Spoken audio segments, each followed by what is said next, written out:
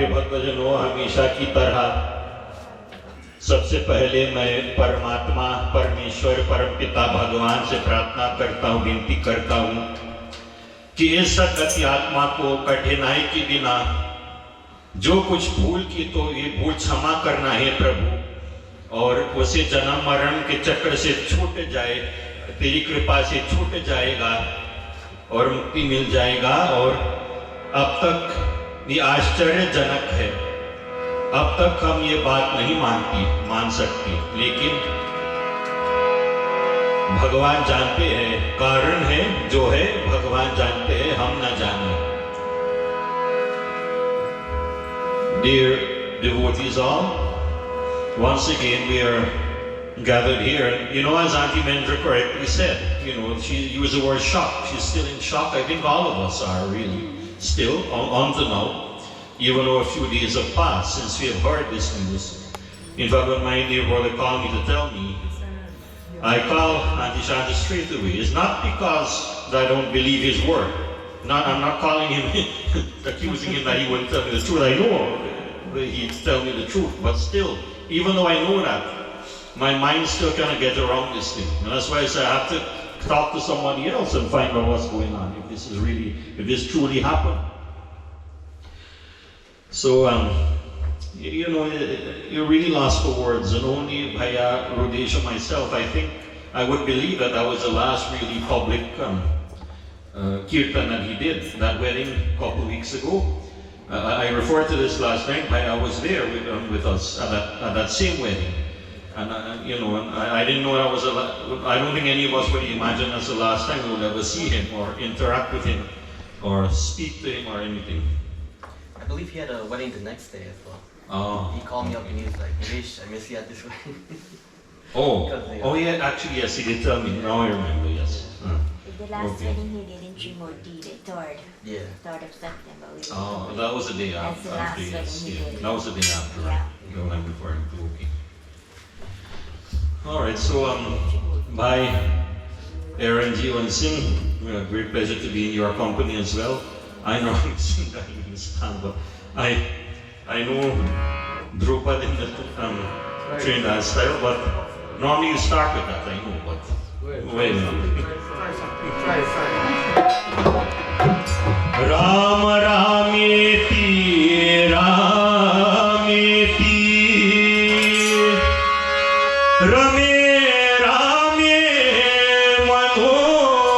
Manorame Sahasranama Tatulyam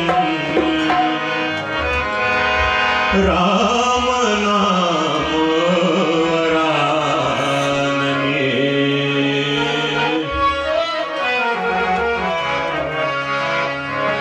Egy chir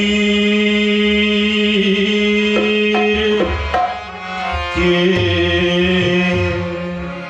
samundar ki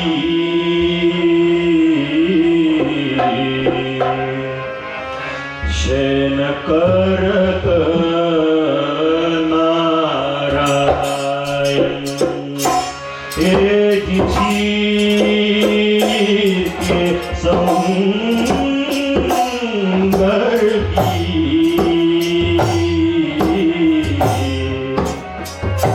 shen karat narayan.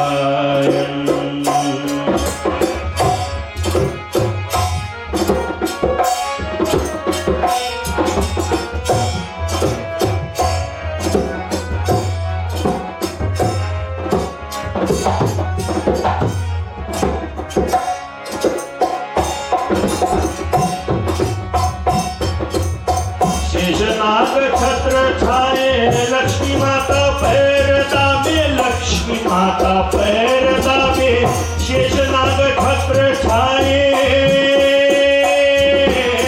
नाभि से कमला उपजे, कमला से ब्रह्म जन्मे, नाभि से कमला उपजे, कमला से ब्रह्म जन्मे।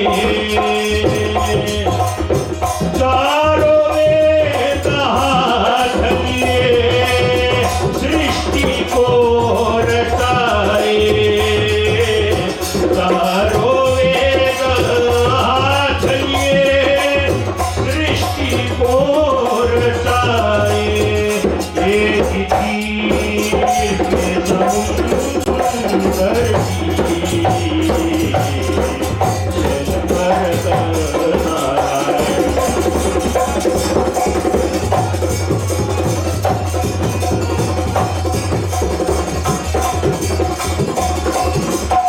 लक्ष्मी माता पैदा विशेषणांग छत्र खाए लक्ष्मी माता पैदा विशेषणांग छत्र खाए नागी से कमला उपजे कमला से ब्रह्म जन्मे नागी से कमला उपजे कमला से ब्रह्म जन्मे चारों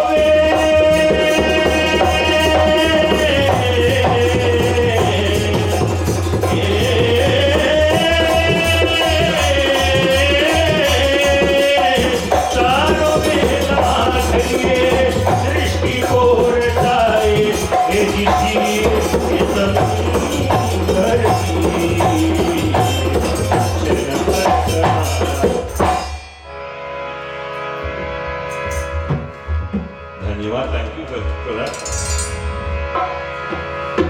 Now, my dear brother has requested me that as normally, whenever we are in gatherings such as this, we read from some holy text. Nowadays, Ramayana and Srimad Bhagavad Gita tend to take precedence, but you know, if you really want to understand what happens at the time of funeral, death first of all, of course, and the procedure that we follow when we perform funeral, Shraad, the 10th day, the 12th day, what is all of this about? Bhagavad Gita will not really explain that. Ramayana will explain it a little bit. But it is the Srimad Garuda Puran that will really go into extensive details about it. But I'm not going to go into extensive details and take up a lot of time. I realize it is a Sunday night and I would not want to keep everybody unnecessarily late. But nevertheless, let's see from 2 or 3 shlokas only what we can discover here. Just a recap from last night, because we read last night as well from Garuda Puran. Who can remember, like in a nutshell, what we were saying? I addressed the situation that Lord Vishnu declared in Garuda Puran that the eldest son is the one responsible for sitting down to perform, offer the pinda and perform the Shraad and so on. And then he goes on to say that, you know, I realize not everybody will have a son. So then what do you do then? So he went through a whole list of other possible relatives, nephew, grandson, all kind of things. And then the last one, if you have none of these even, because you realize somebody can die and no living relative is around. It can happen. And look what situation we find ourselves in today, now with our dear Uncle Indar. But it said there was a word that was used in the katha from yesterday, mitra. That means a friend. Whoever is a true friend, you do not have to be blood related to the person. And as I said, you know, they say blood is thicker than water, but it's not necessarily true. That sometimes people who are blood related can even, you know, not be as close as people who are not blood related can be closer than those who are. It's possible, it's true. So whoever is a true friend, not someone you just call a friend like an acquaintance, but a true friend, that person is also entitled. And I think we found a true friend to sit down for the Shraad, right? Are we allowed to announce this publicly yet? Yeah. Yes. Well, yes, I think we need to give him some congratulations for stepping up to that now. Because, you know, it's a lot of sacrifice involved. And, you know, anytime you ask anybody, they'll find some reason and back out and say, I can't commit to this. You know, they will say if it was a father or something, they have to do it. But in this case, they have a choice, they'll back out from it. He already has done so much, and yet he is volunteered to do that still.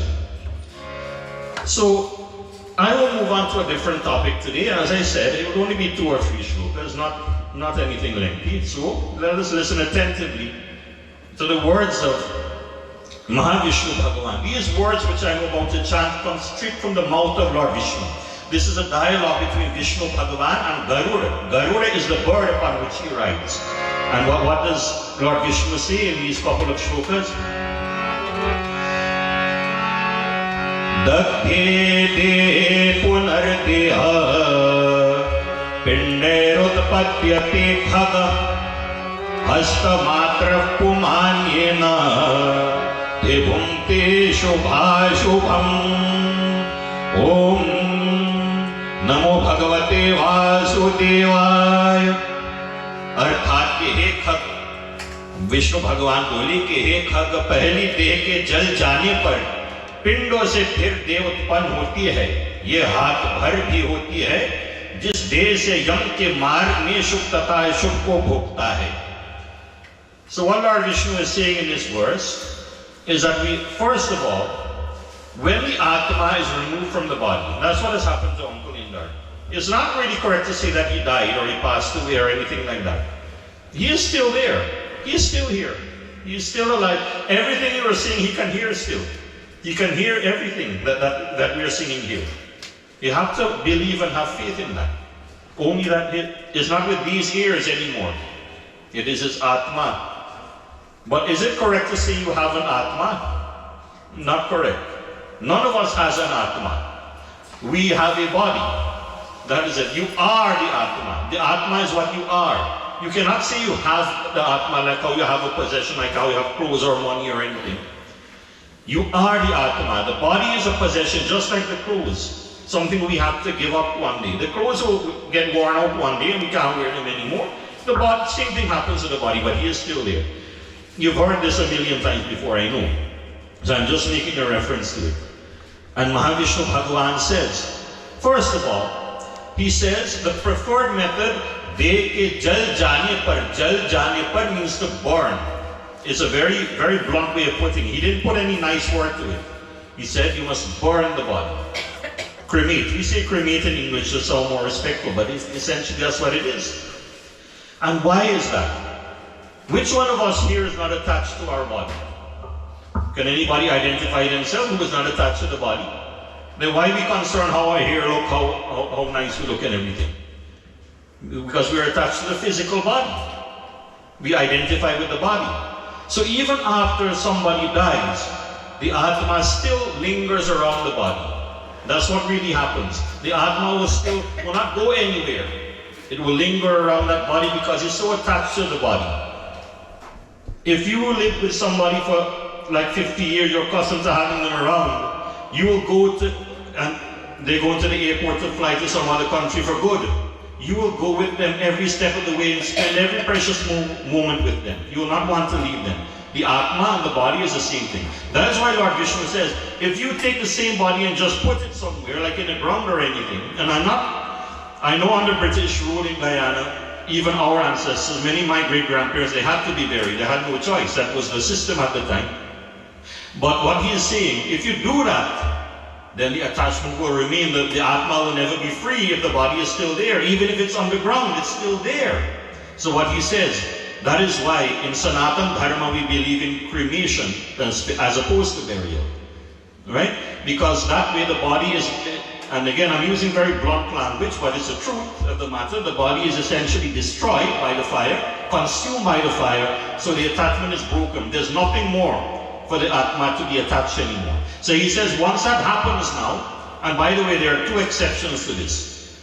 Sadhu, a sadhu was given up, all material life, does not have family, does not marry, does not involve in society and so on, who live in the forest alone, in the ashram alone, that person is buried because they are not attached to the body. They don't have any material attachment. So you bury such a person. But we are householder people, right? All of us here. So we have to follow this procedure that Lord Vishnu is talking about. And then he says, that person then has to prepare to go where? Jis desh se yam ke marg mein shuk tata shuk ko bhogta hai. Yam ka marg means path, means pathway.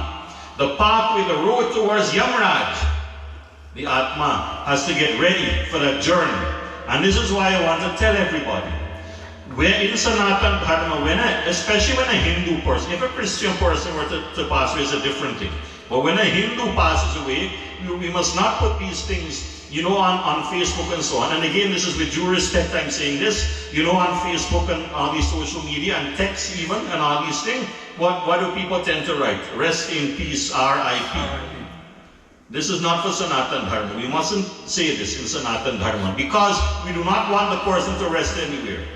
It's not good for them. They have to get ready for a journey now.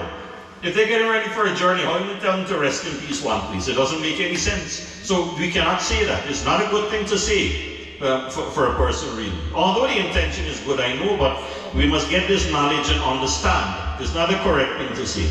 So how does the Atma get ready for this journey. And as I said, it's only a couple of shlokas, so this is the last shloka for tonight. But it will give us an insight as to how the Atma prepares for this journey. The journey takes a year, an entire year the journey will take to reach the final destination. Pradhane haniyah pinda tena murtha prajayate grivastandho hitiyena tritiyat hridayam bhavet Om Namo Bhagavate Vasudevaya। पिंडों से उत्पन्न देह के बंद के प्रकार को कहते हैं। पहले दिन जो पिंड दिया जाता है उसे सिर उत्पन्न होता है, दूसरे से गर्दन और कंधे, तीसरे से हृदय उत्पन्न होता है, चौथे से पीठ, पांचवें से नाभि उत्पन्न होती है, छठवें से कटी और गुह्य मूल मात्र के स्थान और सातवें के सक्तिनी उत्पन्न होते हैं। So Lord Vishnu says that after the funeral has been completed, now on that day, really and truly 5 pindas are offered. 5 pindas are offered. The body is made up of how many elements really? We all know it's 5 elements. One is water, that is the most plentiful one actually. Even the modern doctor and scientists will confirm this. Air, obviously, you need to breathe in air to survive. Fire. Now, what kind of fire is in your stomach? You know, in your body. In your stomach, when you're digesting food, there is an acid there. Acid is like fire, it burns. That is how your food gets broken down. That is the element of fire. And then space is another element. Space. If there is not space inside your organs, inside your lungs and your heart and so on, there is nothing for it will not work. There's nothing for anything to go. And then the 5th element is earth. Now, where is the earth? You know, when the cremation happens, a body big like this will end up like this after cremation. What you see there is the element of earth left behind there. So there are 5 elements. Now a 6th pinda is given when you collect the ashes. This is called Asti Sanjay. When you pick up the ashes and the large bone would be left behind on the funeral site and so on. And all this will be collected and you offer the 6th pinda to ask the elements to take back whatever remains of this body, take it back now. That is why you offer the 6th pinda. But now, we do not have the luxury that we can go to the cremation site and pick up all the ash and go. They do it for us. The funeral home, they put it inside the urn for us. So we can't collect it. So, you know, for adapting to our situation, the 6 are offered instead. The 5 plus 1 are offered on the funeral day. Now, why do we do 10-day Shraad? That is what Lord Vishnu is talking about here, and this is what I will finish off on. This is my last point now. We know that the next thing we have to concern with after the funeral has done, the next major thing, is Dasgatra, the 10th day. Why are we doing that? Lord Vishnu says that really, for 10 consecutive days after the cremation is done, we should offer one pinda every morning. Again, this is not practical to do nowadays. How can the pandit come every day? In fact, that 10 days, not really Brahman pandit supposed to do that. It is a special individual who can remember, who has to eat plenty food, and you got to rub his belly to digest the food. Well, you call them Mahapat, they're supposed to do that. But because you don't have that nowadays, again, the pandit has to step in and perform that ceremony. And as I said, it's not practical to come every single day. So on the 10th day, you just offer all 10 and done. But what is the reason for offering those 10 pinda? Well, Bhagavan Vishnu says, after the Atma has left the body, it no longer has any foot, it no longer has any hand, it no longer has any mouth or anything. So we have to create a new body. The Atma needs a new body. It needs a foot to walk with, it needs a mouth to accept the offerings with, it needs a hand to look after itself with, and so on. So what he says, you offer 10 pinda for this purpose, and the first pinda, a head will form. That's what it says. Pehle din jo pinda diya jata hai, uske sir utpann hota hai, the head forms. Dusre se gardan or kandhe. Gardan means neck, kandhe is the shoulders. That's the second pinda. We'll go towards the formation of that. Tisre se hriday utpann hota hai. It says from the third pinda, the heart is formed. But we can take that to mean the chest area of the body. Chauthe se peeth. Peeth means back. The fourth pinda. The fifth pinda out of those 10, nabi utpan hoti hai, the navel, or we can say the belly, the stomach region. Chhatve se kati or gohya, the region between the stomach and the thighs is formed by the sixth pinda. From the seventh pinda, the thighs are then formed. From the eighth pinda, the knees are formed. From the ninth pinda, the rest of the legs are formed. And then, dashve din bhook or pyas utpan hoti hai. From the 10th pinda now, you're creating the sensation of bhook and pyas. If you say bhook lagi hai, what I mean? You're hungry, right? Pyas lagi means thirsty. So it means the 10th pinda creates a sensation of hunger and thirst. Now, why would you want to make the Uncle Indar hungry and thirsty? Well, sometimes when people get very old and sick, you have to punish, it's like feeding a child back again. They don't want to eat their food, but they have to eat it for them to get better. Because they no longer have that appetite anymore. And that's the point of the 10th pinda. You want to give him enough appetite that he can accept everything. If he doesn't have the appetite, he will not accept anything. And this is what I used to have as well. And something we used to bond over. Yes, we all used to eat plenty food. So that is why the 10 pindas are offered. It creates a new body. We'll be creating a brand new body for Uncle Indar. You will not be able to see this body with your physical eyes, but you have faith that when those 10 pindas are offered, they will combine and form a brand new body. And as I said, we'll give him a good appetite as well, so that on the 12th day, when we do everything finally, and I'm not explaining that tonight, the next day I'll explain why we do that last one. But hopefully, we understand at least why we do the pindas on the funeral day and the pindas for the 10th day ceremony.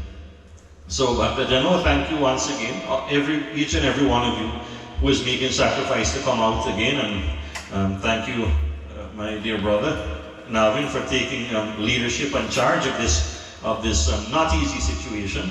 And I commend you once again for everything you're doing, and each and every one of you. Ram Naam Satya Hai, Yahi Satka Hai. Thank you so much, Panaji. Please give Panaji a round of applause. I've never heard anything in such detail explained from Kara Puran, am I correct? So you all understand the meaning and our ritual of creating all these pindas and all these rituals that we do as Hindu. So Panaji, thank you so much. So wonderful explained.